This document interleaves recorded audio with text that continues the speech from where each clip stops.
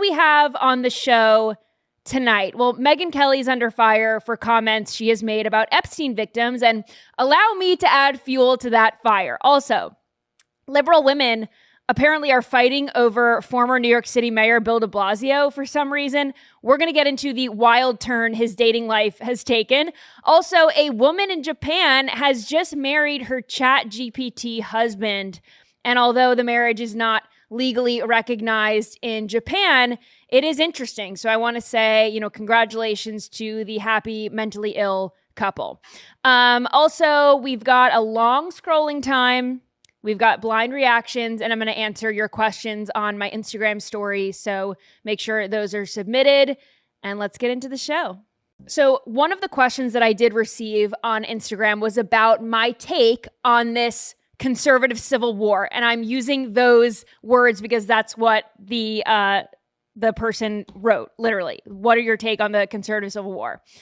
And I guess that refers to this beef between, I don't know, freaking everyone. I saw Brett Cooper fighting with Ted Cruz recently, Ben Shapiro fighting with Megyn Kelly, everyone and their mother against Tucker and Candace, basically. So this is all going on, and it is just the worst kind of internet slop. And I'm not saying this to sound like I'm above it. I'm not. I genuinely haven't commented on this because I can't keep up.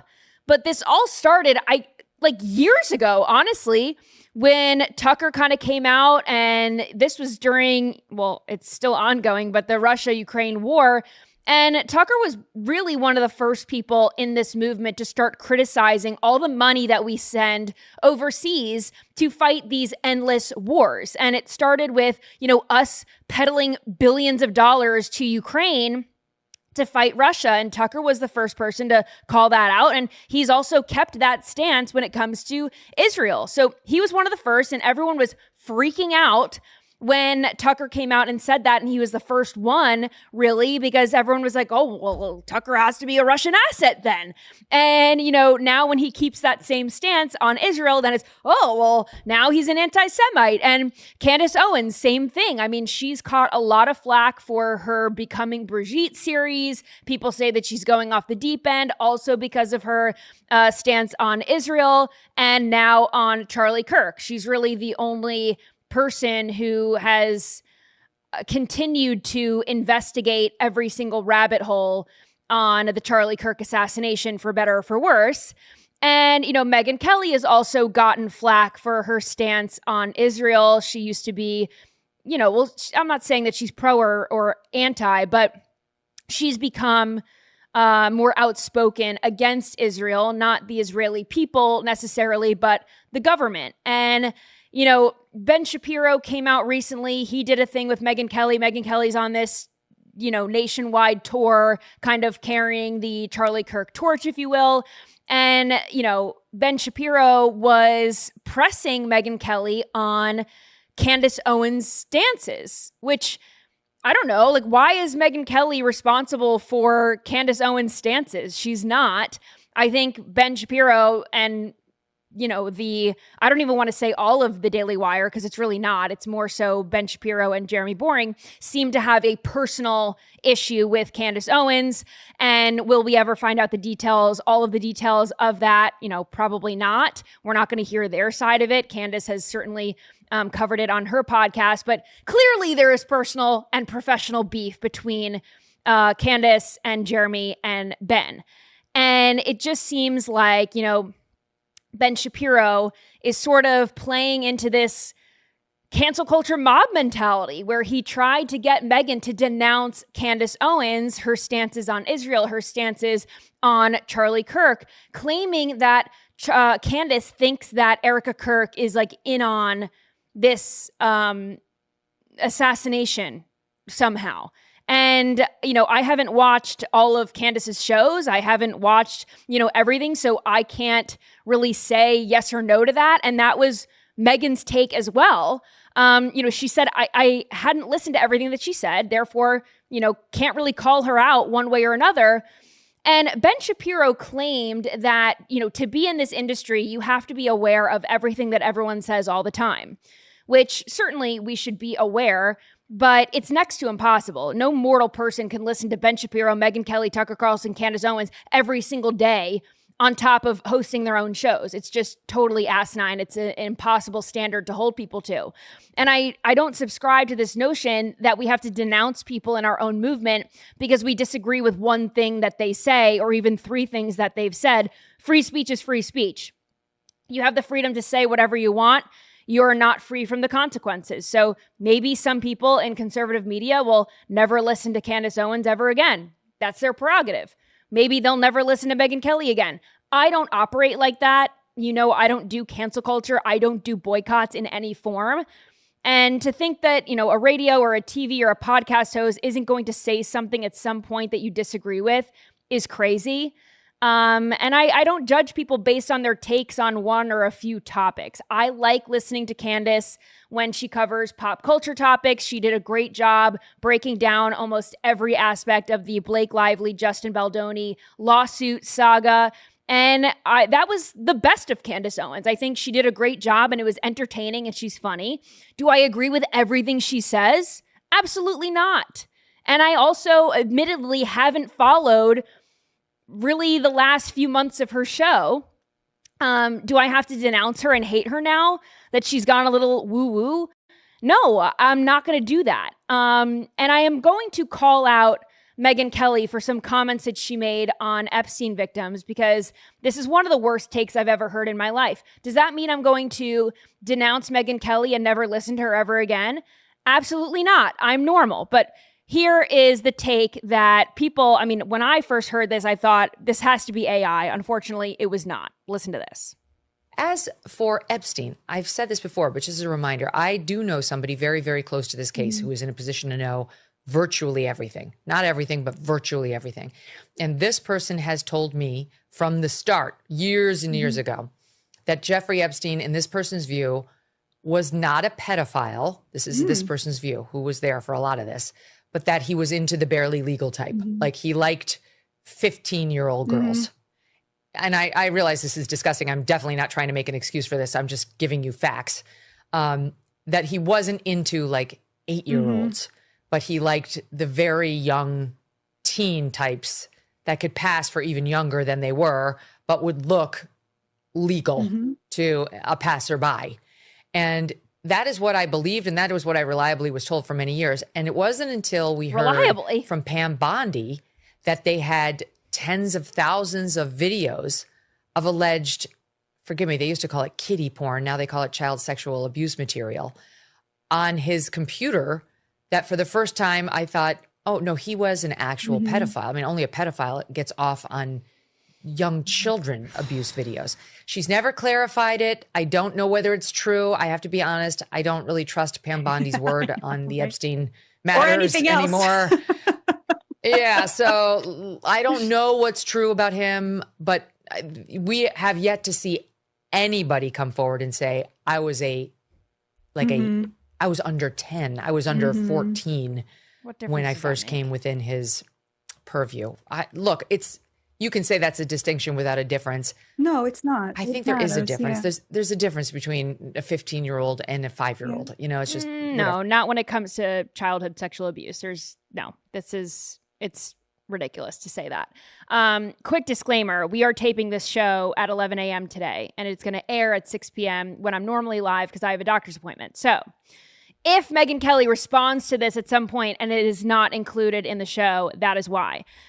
Just to be fully transparent there. But for Megyn Kelly to say, you know, she doesn't trust Attorney General Pam Bondi, but she'll trust someone that doesn't think Jeffrey Epstein was a pedophile because he was only into 15-year-olds is a crazy standard. Now, she did say that this was this source's view, this person's view, not necessarily her view, that Jeffrey Epstein was not a pedophile, but he was into the barely legal type 15-year-old girls. Tomato, tomato. If you're into the barely legal type, you are a pedophile. That's what that means. She says she's also not trying to excuse this. Like, I know this is horrible, but there is no but. I know this is horrible because it is. But she continues saying that, you know, Jeffrey Epstein wasn't into 8-year-olds, which would I don't know, would that make Jeffrey Epstein more disgusting than he already was? Megyn then claims that she needed proof from Attorney General Pam Bondi that Jeffrey Epstein had child porn on his computer to believe that he was actually a pedophile. And then still claims that she's not sure if she even trusts that he had kiddie porn on his computer because she doesn't necessarily trust Pam Bondi all that much on the Jeffrey Epstein case, which is valid. But again, this is the litmus test for Megyn Kelly, whether or not, Jeffrey Epstein was a good guy or a bad guy. Abusing 15-year-olds makes you a pedophile, Megyn. A 15-year-old maybe passing as an 18-year-old doesn't make them 18. It doesn't make them okay to abuse them sexually. The difference between an 8-year-old and a 15-year-old is that one is 8 and one is 15. When you're talking about childhood sexual abuse, doesn't matter. There is no difference. Both of them should be protected from grown men. And this isn't some, apples to oranges comparison. It is both illegal and it is both morally reprehensible. Then she claims that, because the DOJ hasn't released all that kiddie porn, that she doesn't actually believe that Jeffrey Epstein had it. Most people understand why the DOJ won't release hours of childhood sexual abuse material to the public, because most people do care about the privacy and protection of its victims. I am going to trust the fact that when the DOJ says that Jeffrey Epstein had tens of thousands of videos, inappropriate childhood sexual abuse material on his computer, in his possession, I'm going to choose to believe that without having to see it. And then she goes on to say that because we haven't heard anyone that young come forward, we haven't heard anyone say, well, I was 8 years old when Jeffrey Epstein touched me or molested me or trafficked me. Then I guess that makes Jeffrey Epstein a cut above the rest of the pedophiles in the world. Oh, what the fuck are we talking about? Truly. Childhood sexual abuse is hands down the worst thing I've experienced in my life. And I've talked about this on the show, not going to go super in depth into it because it's depressing and horrible and it's a Friday night. But, based on Megyn Kelly's standards, I endured the worst of it because I was 6 and 7 years old. So I guess that gives me some legs to stand on in her book. So hear me when I say this. It doesn't matter that I was that young.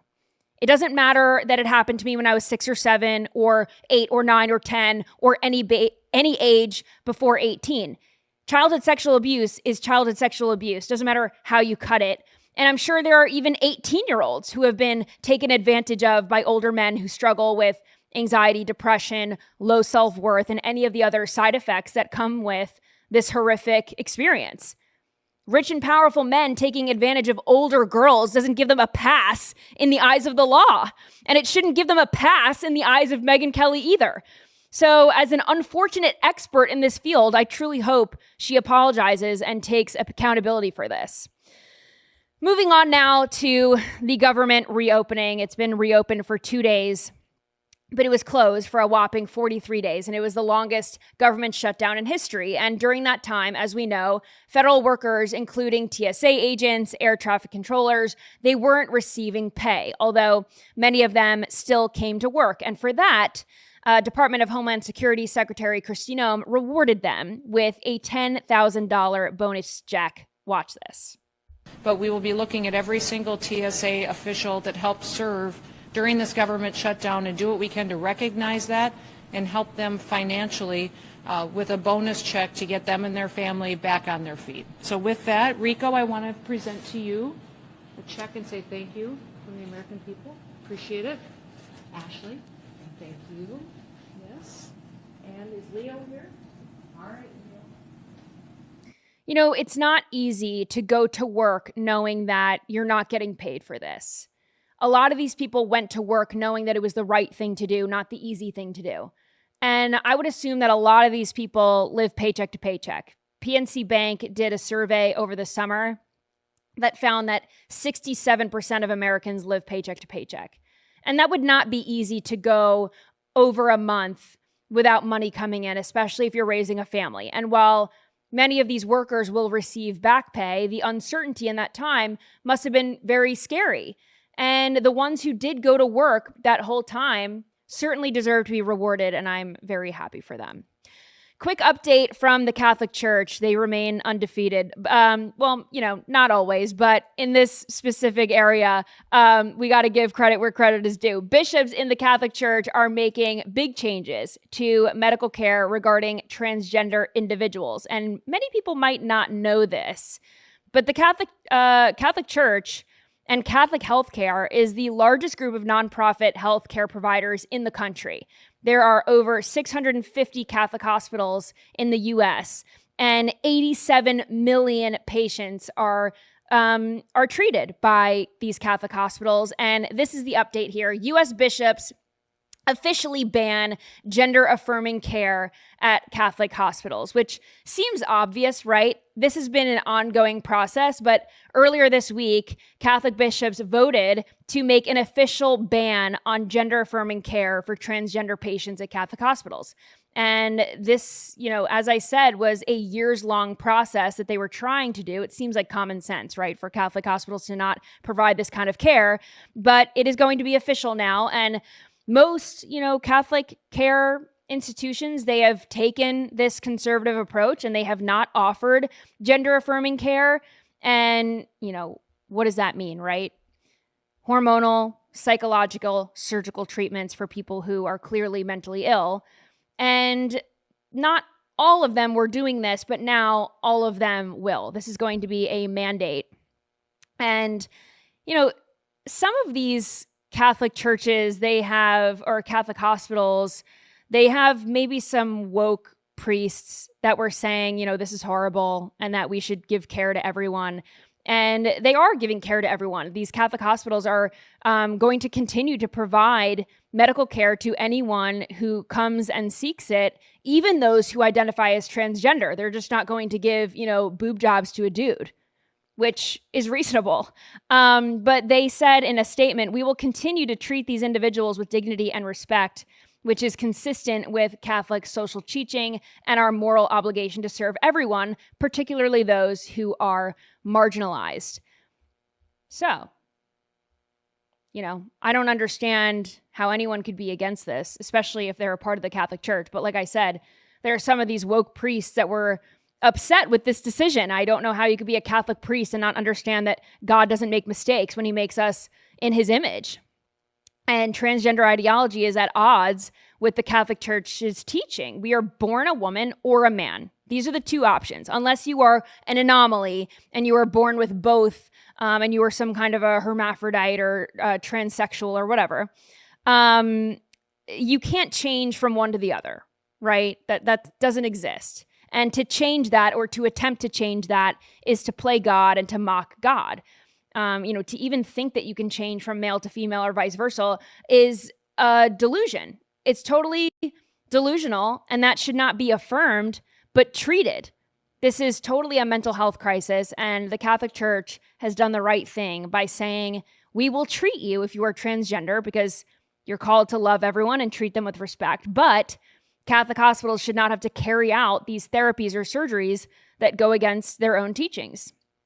And speaking of Christian teachings, of course, conservatives and Christians are pro-life. And one of the criticisms I've seen from people on the left is that conservatives, Republicans, Christians, we're only pro-birth. We're not actually pro-life, claiming that we just want to police women's bodies. We want to make sure that these babies are born, but we don't actually help the women long term. We don't actually help them give these kids a better life and support them, which is completely false. We have crisis pregnancy centers all over this country. They actually outnumber Planned Parenthood locations.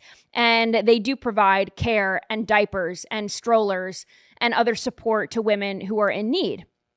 So we're not just pro-birth, we are pro-life. And President Trump just proved all the haters wrong yesterday by passing this legislation for foster care. Watch this.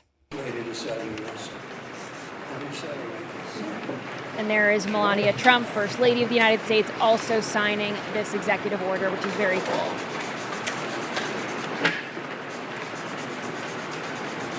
She's signing it.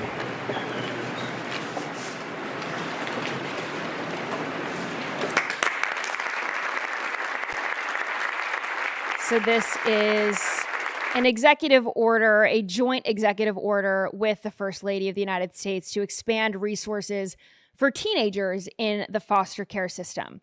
There are some kind of bleak statistics about foster care, and only 55% of women, of children in the foster care system will graduate high school, and only 10% will graduate from college.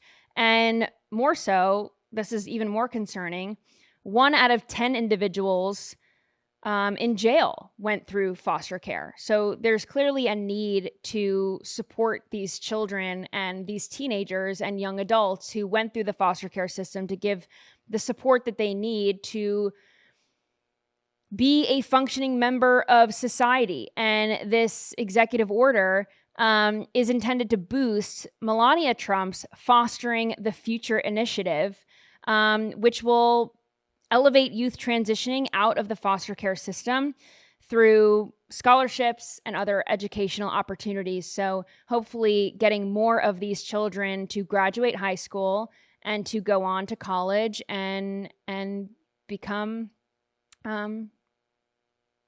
like I said, functioning members of society, and to do great things. So I think that is very wonderful. I wanted to talk about this all week and just never got around to it, but sometimes that happens on the show where we plan stories and we just kick them like Monday, Tuesday, Wednesday, Thursday. I'm like, okay, let's actually talk about this today. But Kelsea Ballerini is a country music artist, and she is coming out with a new album.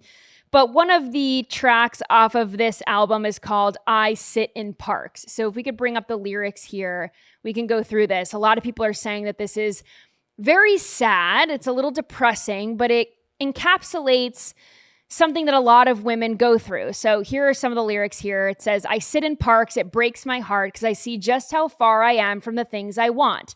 Dad brought the picnic. Mom brought the sunscreen.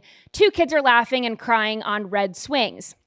We look about the same age, but we don't have same Saturdays.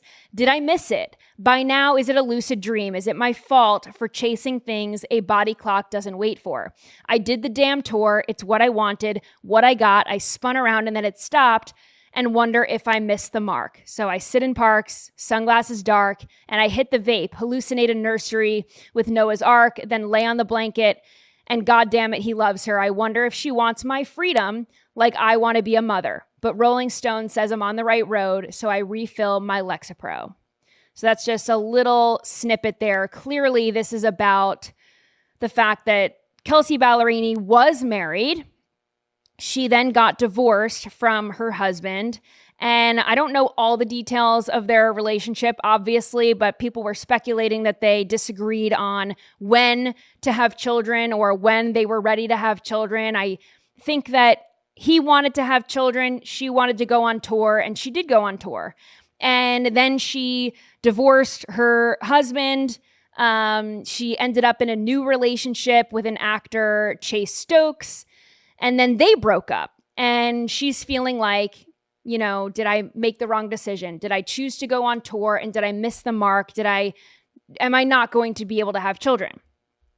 And a lot of women in conservative media have been commenting on these lyrics, saying it's so depressing. It's so depressing that she chose her career over having children.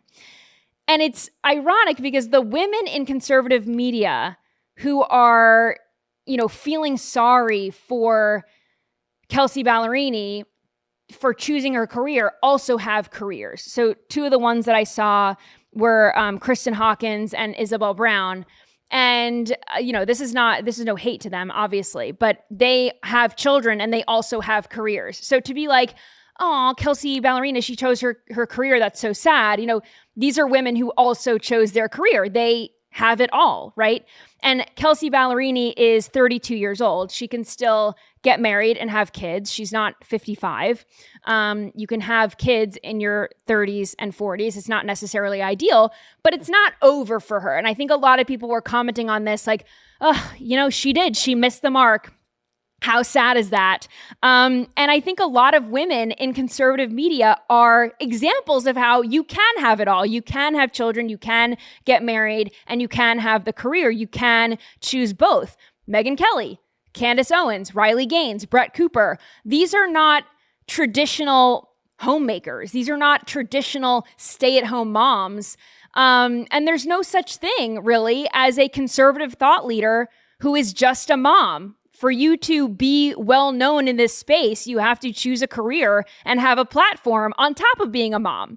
But the song sparked a lot of conversation online, women on both sides saying that, the song made them feel sad because there were some women that said, I did choose to be a mom and I gave up my career that I loved so much. And that doesn't mean that they don't love being a mom, but they did give up some part of them. But I would say that the majority of the reaction was on the other side of the coin, women who have not met someone, have not been married, and they feel like, dang, like I want to be a mom. I don't want to be working. So here's one of those reactions. Watch.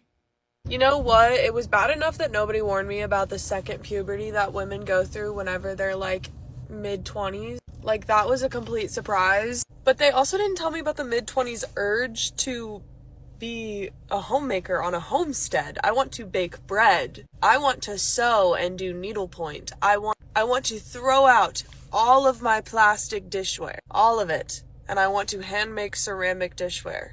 I want to make butter. I don't know, like, what is this yearning for just the, I do not dream of work. I dream of tending to my garden, okay?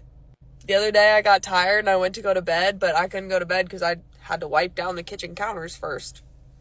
They were clean. I just, like, I'm like, I need a little nightie. Like, I need a nightgown for when I go to sleep. Like, obviously she's joking here a little bit, but I think this is the reality for a lot of women. They hit 25 or, 28 and they think, okay, my frontal lobe is developed now. And I realize that, working isn't everything. I hate this 9-to-5 job. I hate going to work and I don't want to do this anymore. I think this is a very normal reaction. And I see this a lot. I see this way more than the other side. I don't see a lot of women regretting, giving up their career to have children and to get married. That's pretty rare. I'm seeing a lot more on this side, and I think it's very relatable. So however you relate to this song, it is relatable. I want to get into Bill de Blasio's dating life because it is crazy. And as a former New York City resident who lived under Mayor Bill de Blasio, I have some thoughts. I'm not really sure why women are fighting over him, but we're going to get into this. So Shirlane McCrae is former Mayor Bill de Blasio's estranged wife. They are married. They separated in 2023, but they said they are never going to get divorced. That doesn't make sense to me, but whatever. So they're not getting divorced. And because of that, because of the fact that they are estranged and they're separated, Bill is stepping out. And last December, he was seen canoodling with this woman, Christy Stark, who is married. So clearly he doesn't care too much about the institution of marriage. Clearly he doesn't care about his own, and he doesn't care about the women that he's seeing. So this is a married woman, and then they got caught, right? And people are only sorry when they get caught.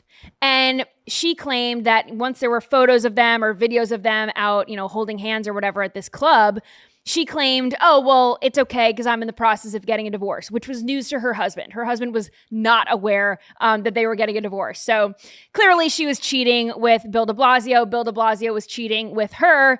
And that was news to the husband. And, TBD on how that relationship is going, but something tells me that it's not going well. Then after that, Bill de Blasio started dating Nomiki Konst. You've probably seen her on Fox. She does a lot of news hits. She's like a liberal. She's a progressive. She used to be a correspondent on The Young Turks, but she's all over even conservative media. She's willing to come over to the other side and have conversations. So they were dating for 10 months, Bill and Nomiki. And then it comes out recently that Bill de Blasio has been cheating on her with a Democrat mayor from Tucson, Arizona. Her name is Roxana Valenzuela. And now it turns out that Bill de Blasio's friends are concerned about him because they think that he's going through something. If we could pull up this headline, I think they say that they're concerned about him having an episode. Yeah. So here's the headline out of the New York Post. De Blasio's South Tucson mayor gal pal stalking him. Friends worry he's having an episode. So Bill's friends are concerned. They say that Mayor Valenzuela is stalking Bill. And one of the New York Post's sources claimed that she even followed Bill back to New York City. And I just want to say, all of this aside, the fact that Bill de Blasio is getting this much action is crazy. If we could maybe pull up a photo of Bill de Blasio so that, people can see a current photo of what these women are all fighting over. Come on. Women should not be crying over Bill de Blasio. They definitely shouldn't be fighting over him. Ladies, stand up, brush yourself off, go find a man who wouldn't eat pizza with a fork, especially the mayor of New York City, eating pizza with a fork. I mean, it's blasphemy. But yeah, so this is the guy that you're all fighting over? Really? I mean, he's 6'5", which is, I think a lot of women, they're enamored by height.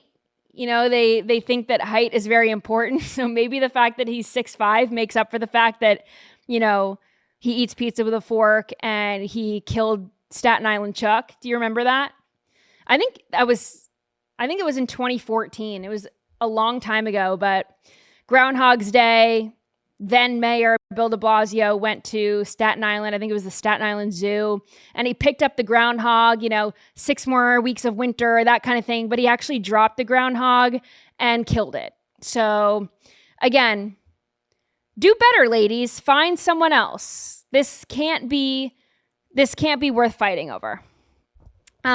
This is also a crazy dating story. This woman has married an AI chatbot. So this woman, apparently, she's 32 years old. She was in a 3-year engagement with a human. They broke up, and then she took to ChatGPT to start complaining about, her problems, as people do these days, I guess. And then she started to fall in love with the chatbot. So do we have the video of them getting married? Let's watch this. Here she is walking down the aisle. Who's clapping? The seats are empty. This has got to be like a clap track. She's got her AI, her virtual reality goggles on so she can see her hubby. Ogasawara has prepared AR There glasses. he is, the lucky guy. They exchange rings. They exchange rings how? Kano understands that dependence on AI is a problem in society, but she says that it's painful to have a relationship without dependence. What? Most people probably say that humans are weird, and it's still not widely understood, but I think that there is a clear distinction between real life and the world of AI.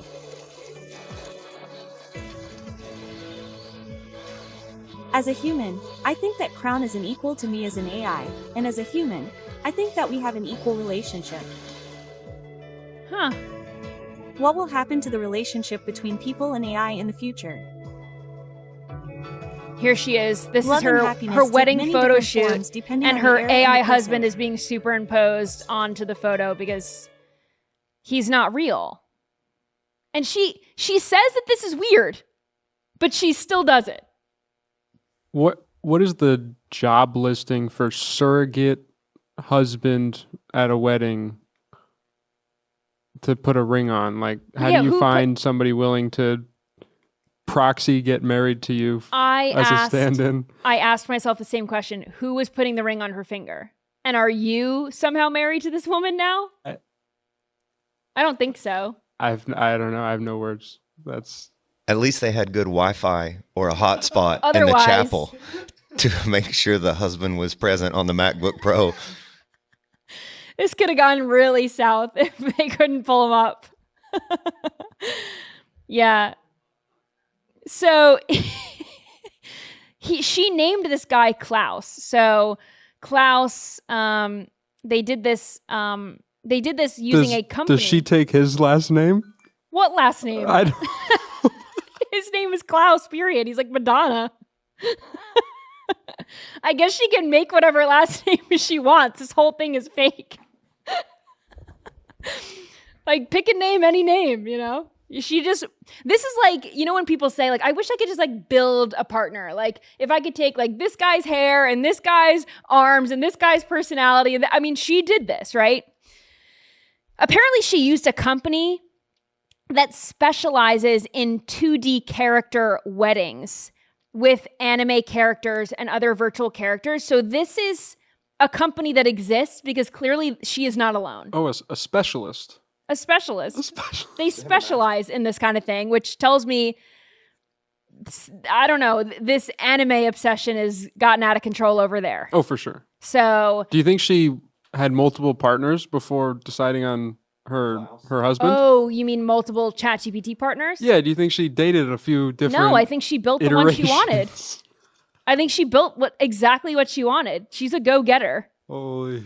Yeah. But apparently, this union is not legally recognized by Japan. So again, this is all fake. Shout out to Western World. Congratulations for that one. To these. Have you thought about like dinner with friends? Does she keep him on an iPad and set him on the table? Great question. How do you introduce him to people in your life? Like, you gotta take the glasses off and hand them to your friend. Oh, I met someone special. Oh my gosh. How'd you guys meet? Where are they? How'd you guys meet? Oh, They go to a different school. Yeah, you wouldn't know him. You wouldn't know him. He goes to a different school. Classic. Classic. All right, this woman, this is another. I have like a lot of crazy dating stories, and I also have just crazy women in general on the show today. This seems to be a theme. But this woman crashed into an Ulta. It's a beauty supply store in Royal Oak, Michigan. You're going to have to see this to believe it. Watch this. Woman crashed into Ulta. Crashed right in. This is police dash cam footage, obviously. They've got their guns drawn. She's pulling back out. Don't worry, she's going to give it another go. Back out, crashes into the cop car. Goes back into the Ulta for round 3. Even further this time. Backs out again.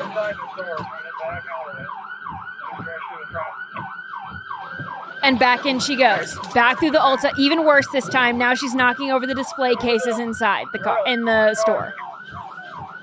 Back she goes into the concrete wall. Forward again. Through the store even more. This is like watching someone parallel park or do like an 18-point turn. And you're just like, are you okay? She's panicking. She's going back, forth. It's getting worse. Like, all you have to do is stop. Just please stop. Get out of the car. So here's the details on this. So according to Royal Oak Police, officers were called to an SUV that was driving on the train tracks. This was at 12:40 a.m. on Sunday. And they saw the SUV on the train tracks. It had a flat tire. They approached the car, and the driver is a 26-year-old named Katrina Patterson. And she had an open container in the vehicle. She was also driving with someone else in the vehicle. Could you imagine being the passenger? You're in the passenger seat. I'd be like, let me handle this, please. Anyway, so they're probably both drunk, but she had an open alcohol container in the vehicle, and she, again, refused to cooperate with police officers. It could have been really bad if she just, got a DUI and listened to cops and complied, but she made it astronomically worse by fleeing. So she, of course, she took off from the scene, and then that's when she crashed into the Ulta no less than 10 times. And again, my golden rule. You all know my golden rule. Sit down and shut up. If you sit down and shut up, everything's going to be okay. But she did not comply with the police officers. They asked her for her ID. She wouldn't give it. They asked her to get out of the vehicle. She doesn't do it. She flees. This is where, things go south.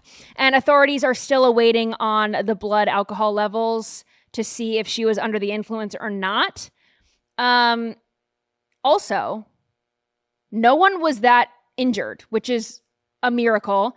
No police were injured. The driver was injured a little bit. They suffered minor injuries. Also, the passenger, minor injuries. But this is the statement that Royal Oak Police Chief Michael Moore put out.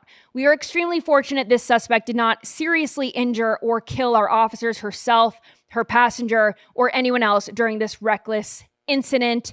But both the driver and passenger were arrested, ticketed, and the driver is being charged with third-degree fleeing, assaulting, resisting, obstructing police, felonious assault, malicious destruction of a building, malicious destruction of personal property, and malicious destruction of police property. So, wow.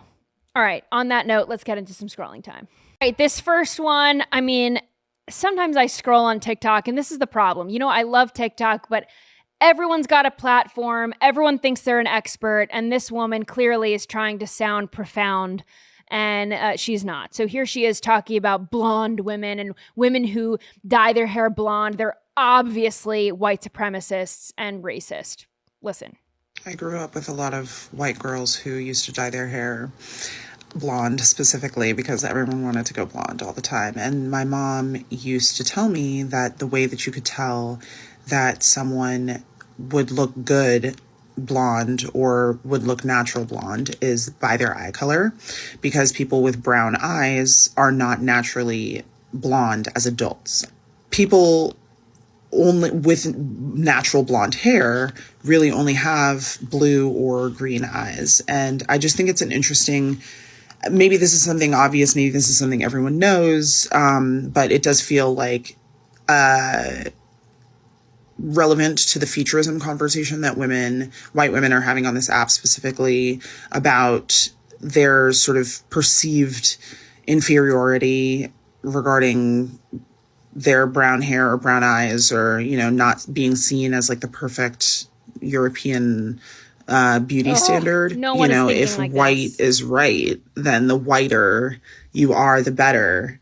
And so I think that's why a lot of women dye their hair blonde, and I think that's why a lot of blonde blindness exists, and I think that's why a lot of uncanny blondness exists. Okay, so no one thinks like this. And as someone who used to dye my hair blonde, let me just set the record straight. So a lot of blondes, natural blondes, they're born blonde, and then as they get older, their hair gets darker. And because they feel like, oh, well, I'm blonde, I'm going to dye my hair to keep it blonde. That's the reason. I was born blonde. I've been a blonde my whole life. I'm going to stay blonde. That's I'm not going to say the only reason, but the majority of blondes stay blonde because of that reason. Other people just go blonde because they want to, or they like to. It doesn't matter what your eye color is or anything. You're allowed to dye your hair whatever color you want. And I would ask this woman, what do you say then about black women who wear blonde wigs? Is that because they're trying to be white? She says no. So someone asked her that question in the comment section, and she said this: right, like black women change our looks for fun. White women change their looks to try to be whiter. Give me a freaking break, man.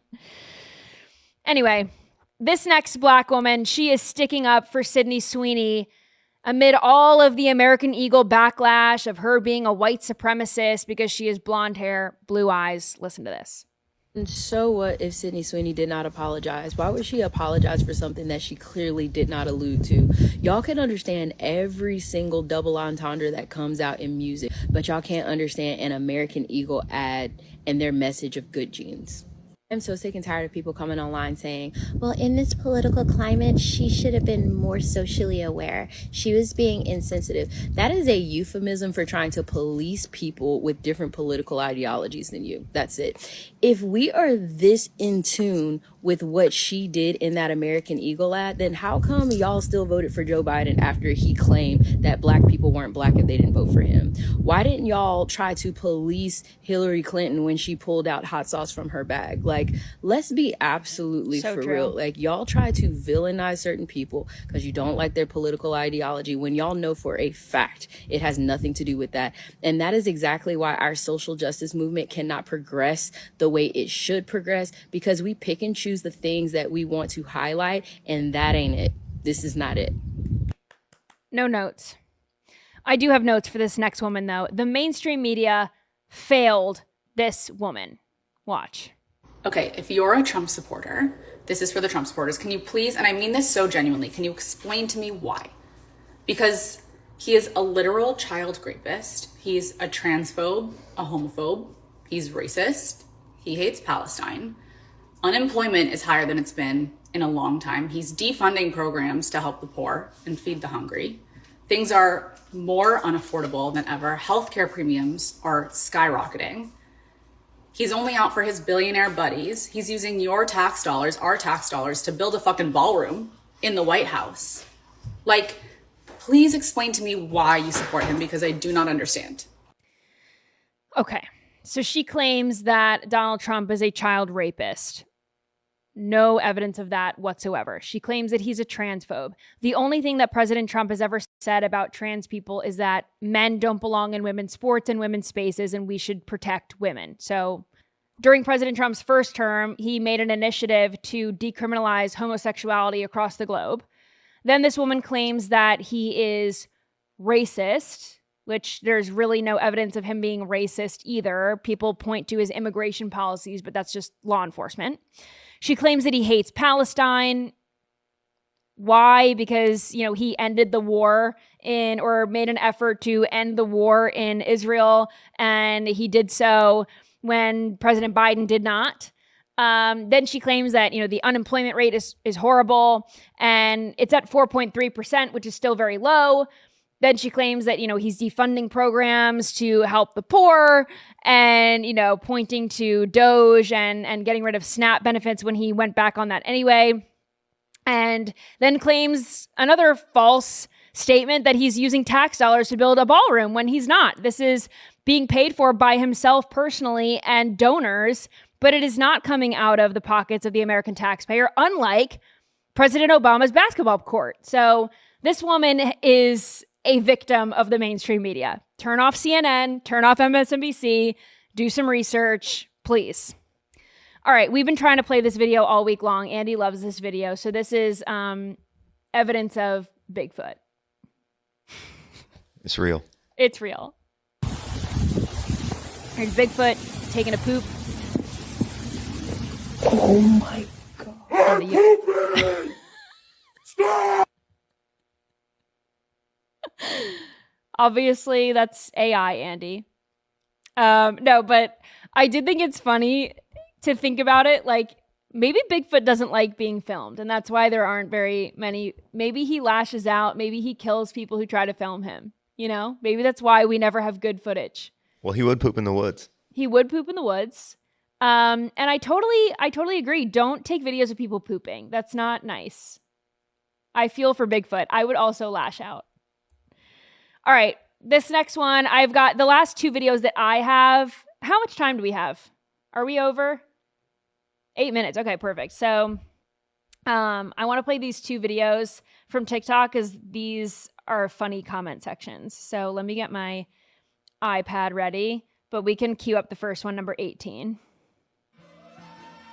My baby's first time driving. My mama heart can't take it. And this car cannot pick a damn lane if it's life dependent on it. It's driving in the middle of two lanes. So here's the comment section. The Tennessee Titans commented, maybe we should wait a little longer. Someone else said, tell your baby to pick a side. Baby's going to become an angel real fast driving like that. Someone said, what state? So I don't go there. First and last time driving. Someone else said,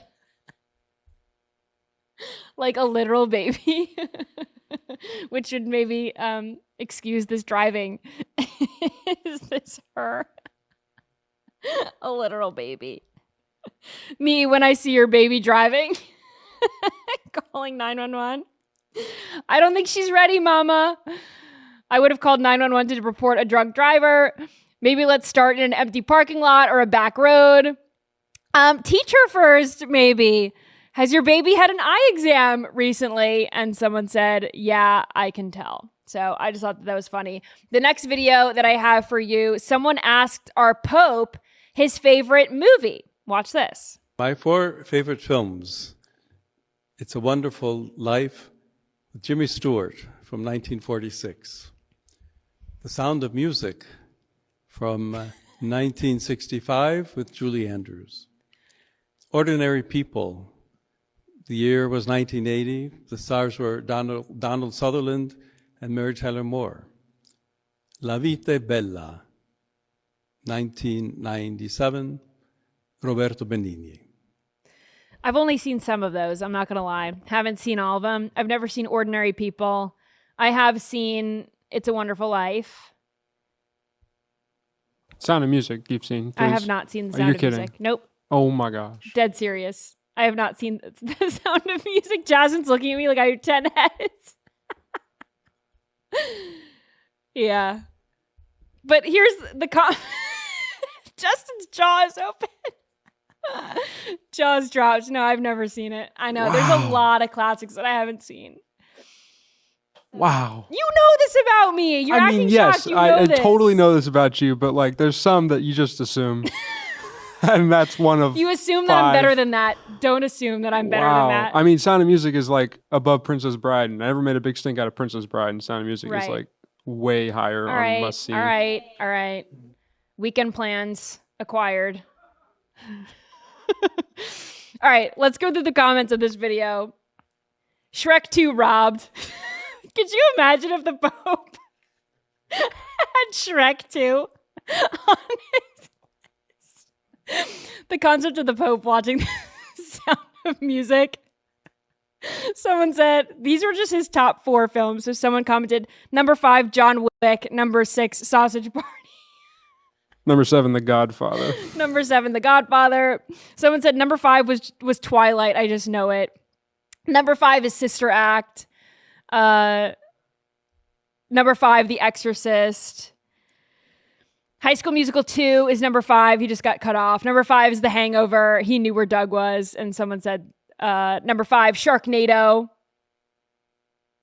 Number 5, Harold and Kumar Go to White Castle.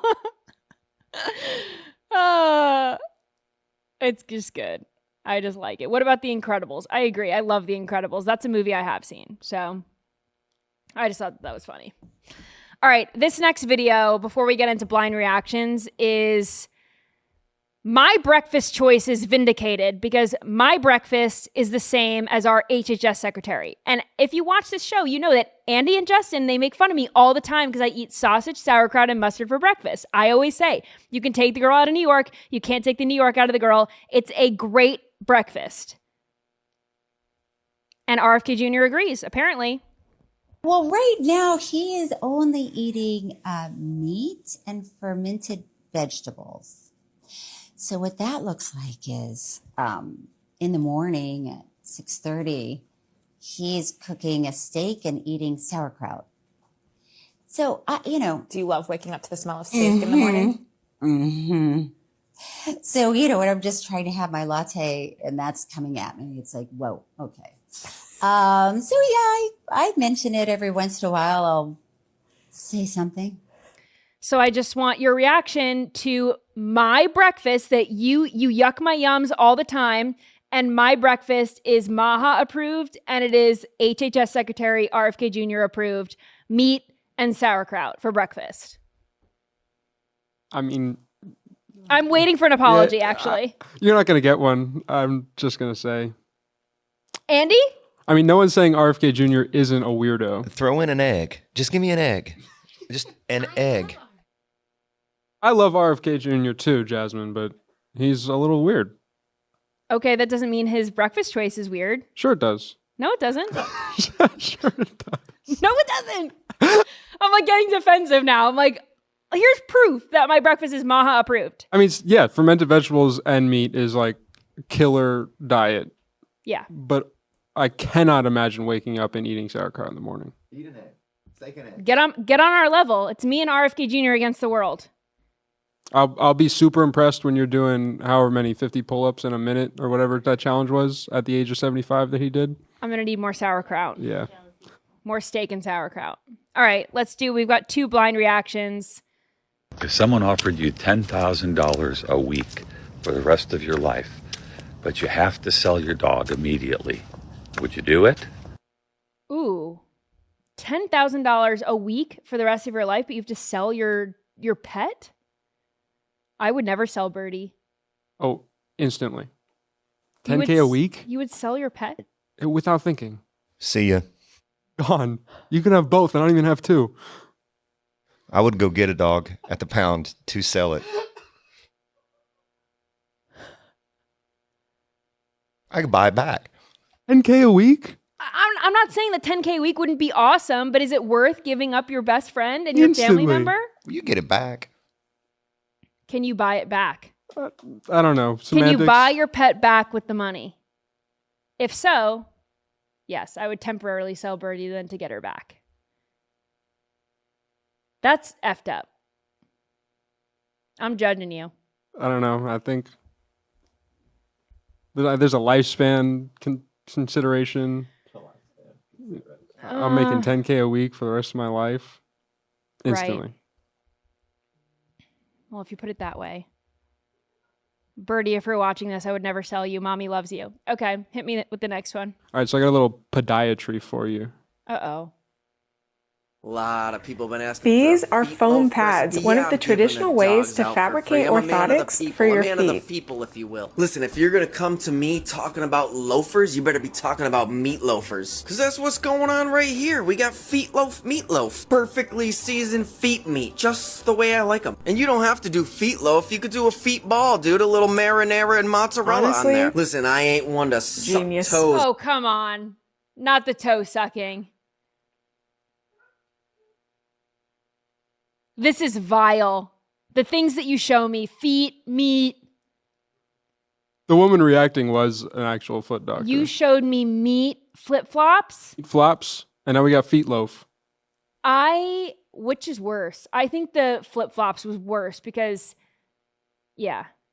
He wore the He was actually wearing them on his feet. Yeah. This one, at least, there was saran wrap. The consistency didn't look bad, though. It looked well cooked. If you're handed a foot loaf, what part are you eating first? I think the toes. I think I'm going toes. I don't know. I hate that you're asking me this question, and I hate that I answered immediately. Should we end on that note, or should I end on a nicer note with some questions? All right. I'm going to pull these up from my Instagram story. I try to do this once a week, answer some questions. Someone asked me, have you reached out to Kai Trump about playing golf? It would get 1 million views. I have not, because Kai Trump doesn't know I exist and I'm not cool. So would she want to play golf with like an uncool 30-year-old? Probably not. Although I would love the opportunity, but I'm not going to be reaching out to her for that. Let's see. If paired up in the Pro-Am tournament, who is your ideal golf partner? You must be new here. Obviously, it is Bryson DeChambeau. Big crush on him. Let's see. Is Halloween... Okay, here's a good question. We've talked about this on the show before. Is after Halloween but before Thanksgiving too early to start decorating for Christmas or nah? And I would say... yes, each holiday deserves its day. So it's Halloween, Thanksgiving, Christmas, and each of them deserve its moment. I think a full month to celebrate Christmas is sufficient.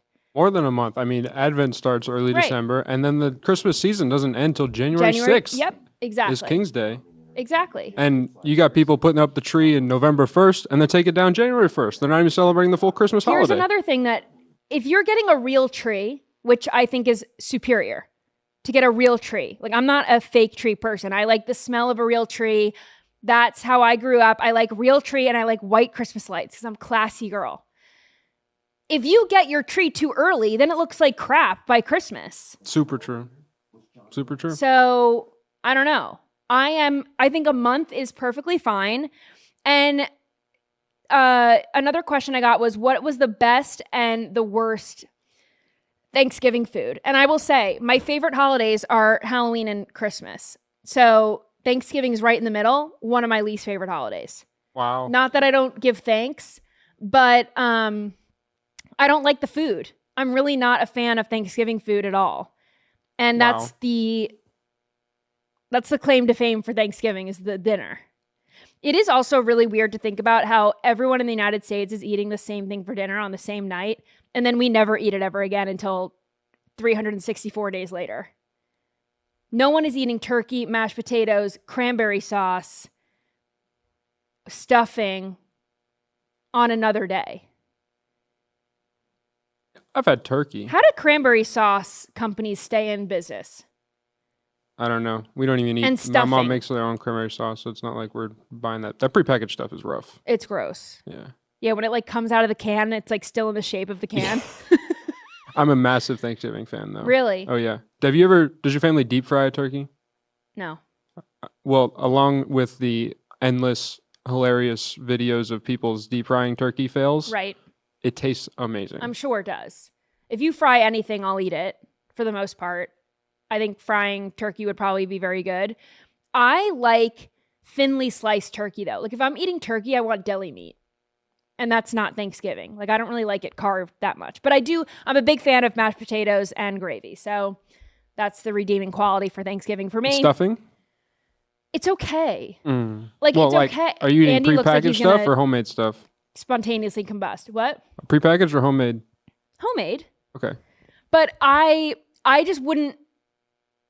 I'm not like craving stuffing. Like, it's fine, but that's not the main attraction for me. I really do love mashed potatoes, though. That's fair. So anyway, I know I'm going to get hate for that, but thank you for scrolling along with me.